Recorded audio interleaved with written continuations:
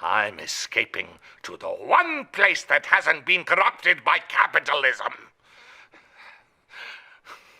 Space!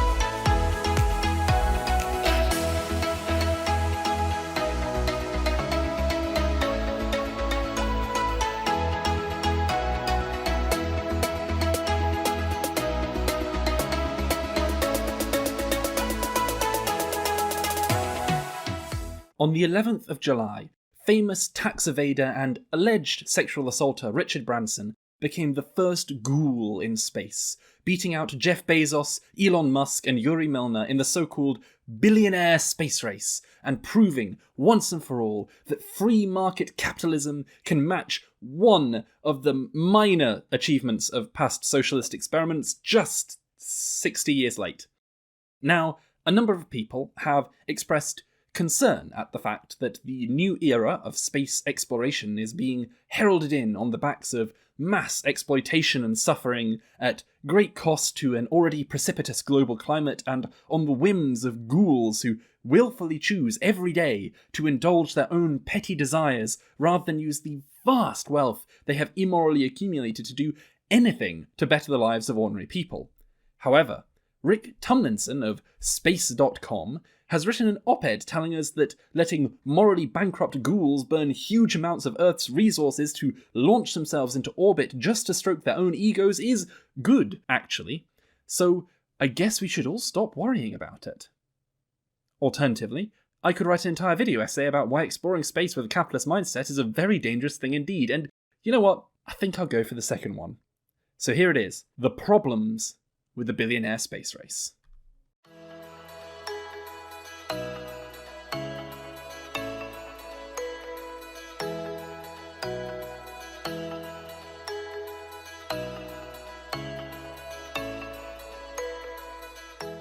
Before explaining why I think the billionaire space race is a terrible portent of things to come, it's probably worth running down some of the reasons why people who are not the ghouls in the cockpit still support it. For the sake of this section, I'll be taking Tumlinson's op-ed as representative of the general arguments in this area, as between the utterly empty attempts to handwave any genuine systemic critiques by claiming our wealth-hoarding ghoulish overlords should be more kind to the people they exploit to build their fortunes, he seems to argue for the major points that I've seen coming up in discussions of billionaire space exploits in the past. The argument itself can be roughly split into two parts. One part is arguments for why we should go to space at all, for which Tumlinson gives two main reasons.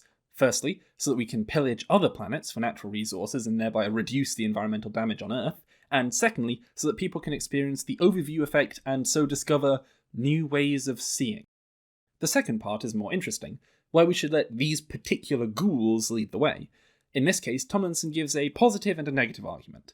The negative argument says that even if we don't like these men hoarding more money acquired through violent exploitation than any ordinary person could earn in a lifetime, allowing them to dictate the directions of societies according to their own personal whims, we shouldn't be so judgmental, because we like cars. No, I am not exaggerating.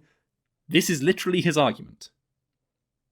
The more rigorous, positive argument holds that under capitalism, rich people's egos often drive innovation, leading to flight and television as two inventions which were only available for the rich at their debut. And so, Tomlinson argues, we should be happy in the knowledge that even if only rich ghouls benefit from it now, we'll all benefit from the systems they build down the line.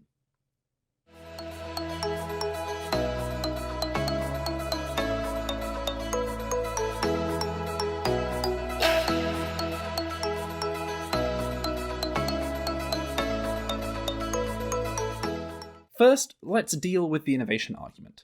In many ways, this is a slightly less articulated reimagining of the argument that market competition and capitalist control of the means of production leads to innovation, the classic no innovation under socialism argument. This argument is largely nonsense and has been widely debunked already, so I won't go into the fine detail here. See the excellent videos from Second Thought and Hakim in the cards and in the sources below for a more substantial analysis of this. But to briefly summarise, neither socialism nor capitalism properly make or innovate anything. Invention and discovery come from workers, scientists, individuals who pursue these investigations. Socialism and capitalism are merely different systems for deciding who gets paid for these discoveries, what incentive structures are in place to encourage people to engage in scientific and technological pursuits, and how the discoveries are distributed. The innovation argument, which Tomlinson points to, is more or less a claim to the supremacy of the profit motive. The idea that if rich people are willing to pay to buy a flight in an aeroplane or a fancy television, this opportunity for profit will drive individuals to develop newer, cheaper planes and televisions until eventually these developments become a part of the mass market and the whole of society can benefit from them. However, this narrative incorrectly assumes that it is business that primarily develops major new technologies, and this is simply false. As University of Sussex economist Mariana Mazzucato put it, every major technological change in recent years traces most of its funding back to the state.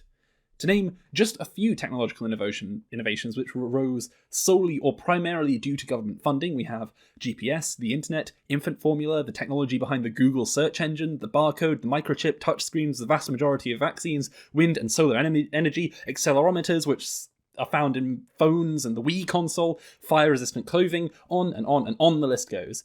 Even the iPhone, the oft-touted proof of capitalist innovation, depends entirely on technologies already developed by government funding. Tomlinson's assertions, then, that we need billionaires to develop space technologies is objectively false. If we want to develop new technologies to reach the stars, we should be increasing the funding to government space programs, as history shows that doing so will produce quicker, better, and more substantial technological innovations than relying on competition between corporations, which tends to just take technologies that are already existing in the world and repackage them with a new brand.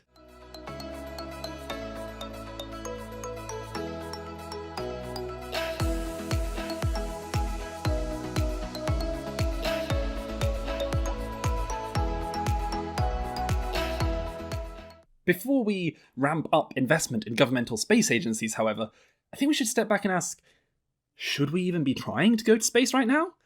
Now, this is something of a cards on the table moment. For all my love of the solar punk aesthetic, I was always a kid of dreaming of wandering the stars. I grew up enamoured of Star Wars, Star Trek and Doctor Who. Christoph Clover's Fire in the Sky is still one of my favourite songs. As far as I'm concerned, there is no question whether we want to investigate space at all. The sheer scientific value of getting on the ground of other planets would be incredible. But, and here's the big but, flying away is not the solution to our present problems that people like Tomlinson seem to suggest.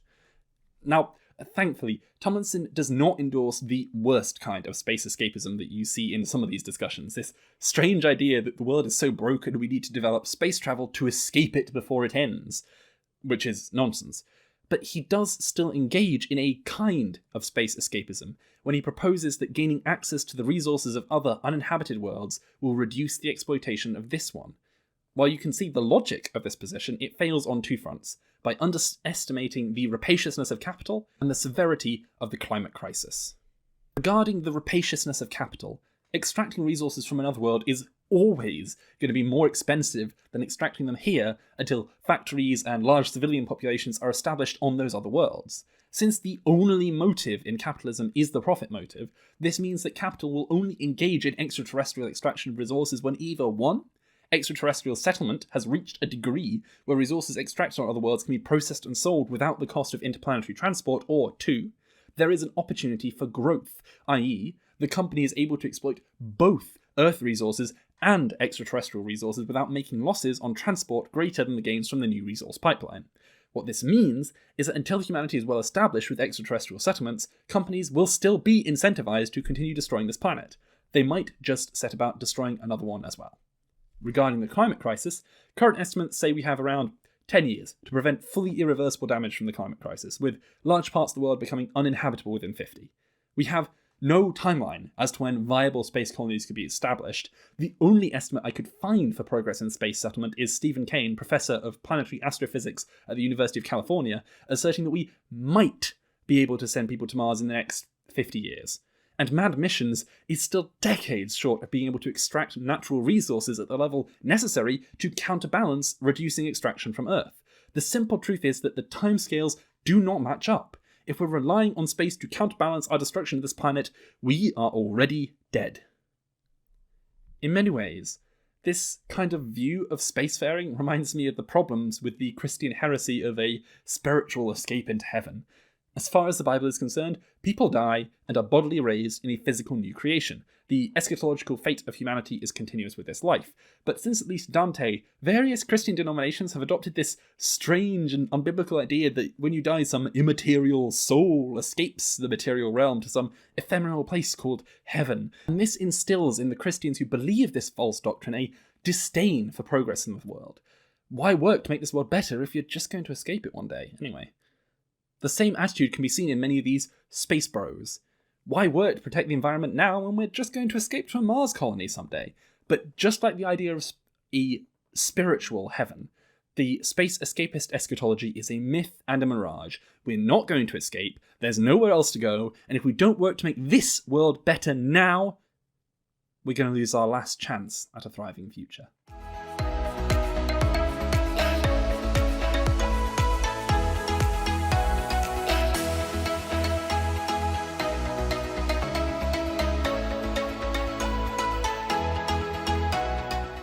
So it seems the reasons for allowing these billionaires to lead the new era of space exploration were just a mirage.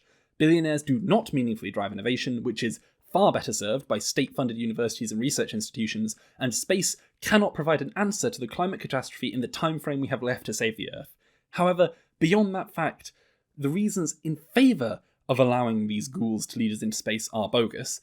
There's also at least one very good reason to virulently oppose any billionaire-led expansion into space, and that's the sheer existential horror of space capitalism. Now, a lot of people take the mick out of Star Trek for its portrayal of fully automated luxury space communism, seeing it as overly utopic.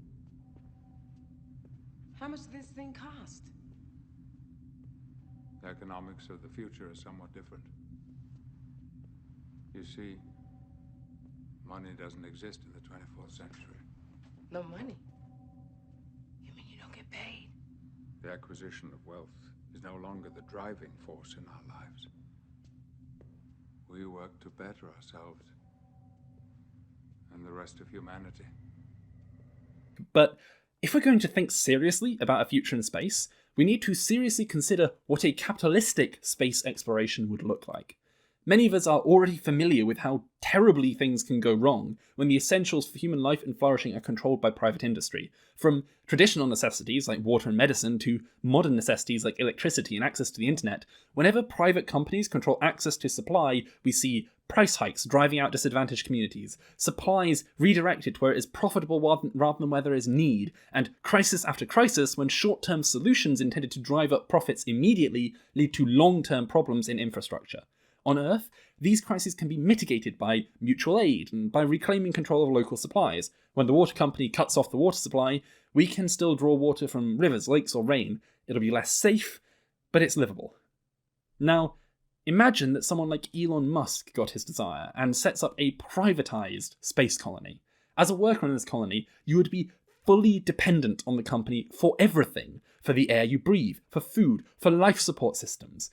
Now, what happens if the company decides you're not paying enough for your air? Or that running life support is not profitable? What happens if workers on Mars want to strike to avoid falling into corporate slavery?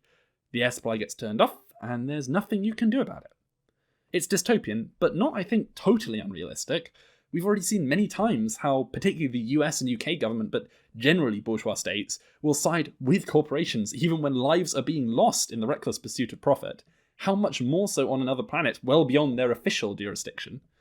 The simple truth is that if we extend a society based solely on the profit motive and not on satisfying human needs into extraterrestrial settlement, the consequences would be catastrophic for the people who were unfortunate enough to need to move to these planets. It would be a new era of slavery and colonialism.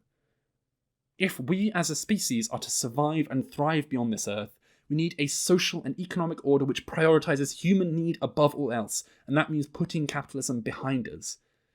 Star Trek doesn't portray luxury space communism because that's, some idealist idea of the future. It portrays the future that way because that is the only way you can have a good future for humanity in space.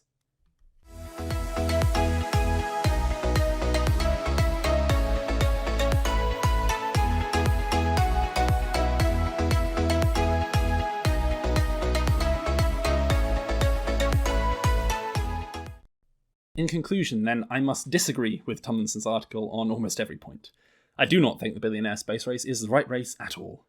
I would love to see renewed human exploration of the cosmos in my lifetime, but relying on rich ghouls stroking their own egos as the basis for development and innovation in this field is frankly useless, and expecting this to be the solution to the crises that are facing our planet right now is utopic, radically misunderstanding the kinds of scales of time we're talking about in each case.